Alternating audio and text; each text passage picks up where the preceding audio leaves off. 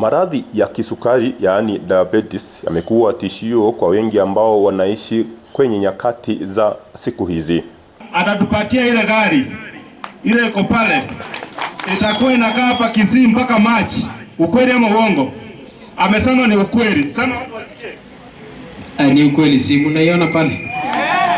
Viongozi mbalimbali na mashirika ambayo ni ya kiserikali, yale ya kiserikali ambao walijitokeza katika eneo la Ibeno, waliingia ndani na kutaka kutamausha watu kuhusiana na uwepo wa maradhi hayo.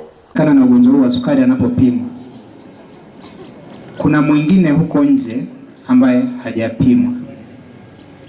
Na ukiangalia sana kwa sasa hivi, wale wagonjwa ambao tulioko nao hospitalini, kati ya wagonjwa 150 wana tatizo hili. So si tatizo dogo, tulichukulie kwa maanani ambayo yanahitajika ili tuzuie zile complications. Wengine walisema kwamba uwepo wa jinsi watu wanaishi siku hizi ndio umechangia kupanda kwa viwango vya maradhi ya kisukari. I don't know whether you are advising people about carbohydrates and sugar. Go to our local markets in the evening. You will find somebody with a full brick of chai, which has a lot of sugar, with mandazis, atakunywa mpaka jioni. Then at home again akifika kuna sahani ya ugali. Aidha wamesema kwamba jinsi watu wanaishi, uzito wa mtu kulingana na urefu wake pia unachangia uwepo wa maradhi ya kisukari. Chunga kilo zako, usipochunga kukunywa pombe, usipochunga kukua na uzani unaotoshana na urefu wako, uko hali hatari ya kushuka na ugonjwa wa kisukari. Nimesema kwamba si watu wanatekeleza ulaji wa vyakula mbalimbali ambavyo wanavipata pia unachangia uwepo wa maradhi hayo. Kukula vyakula vingi jioni za energy za kuleta nguvu, kwa sababu watu wakati tunaenda kulala, chakula yenye tumekula, sukari ikitengenezwa inawekwa kwa misuli iende kutumika kesho yake ukifanya kazi.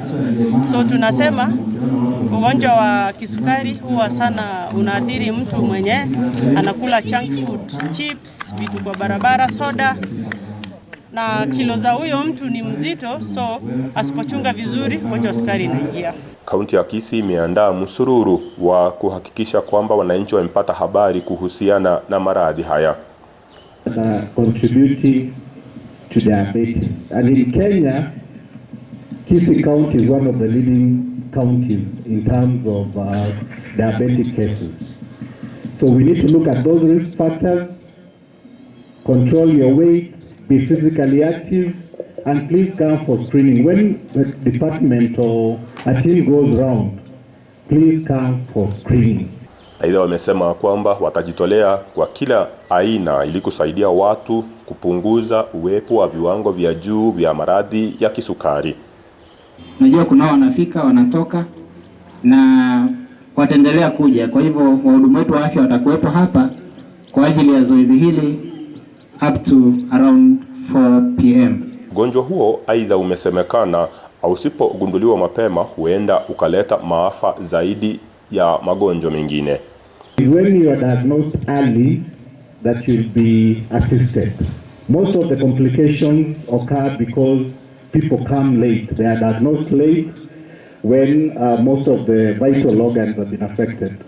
Kuja pamoja kwa mashirika yasiyokuwa ya kiserikali, yale ya kiserikali na kaunti ya Kisii kwa ushirikiano, sasa kuna imani kwamba maradhi ya kisukari yatapungua katika kaunti ya Kisii. Nikiripotia Africa Finest TV, jina langu ni Gilbert Kobe.